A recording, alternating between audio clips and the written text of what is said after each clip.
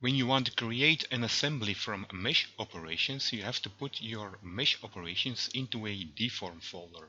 And the best way to do that without having to reorder the mesh operations in the deform folder is by first selecting the bottom one, so that is the first one in the mesh operations stack, and now right click and choose place in folder, or alternatively I can go to that little triangle and choose deform folder, expand it, and now I can select the top one and shift select the bottom one and simply click and drag them into the deform folder. And that is the best way to make sure that your order is being preserved in the deform folder.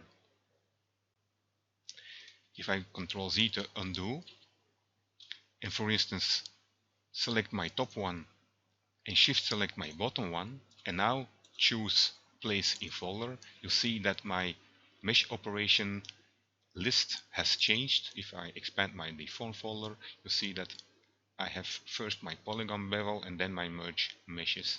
So Ctrl Z to undo. Now reordering when your mesh operation list is short like mine over here, then that is absolutely no problem.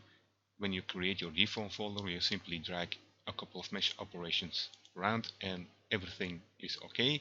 But if your list is really long, then you do not want to have to reorder everything. So to recap, to make sure that your order is being preserved, you select the bottom one, which is the first one in the stack. You place that one into a deform folder, you expand it, and then you can safely shift select the other ones and click and drag them above the bottom one, and your order in the deform folder will be preserved. Hope you found this useful.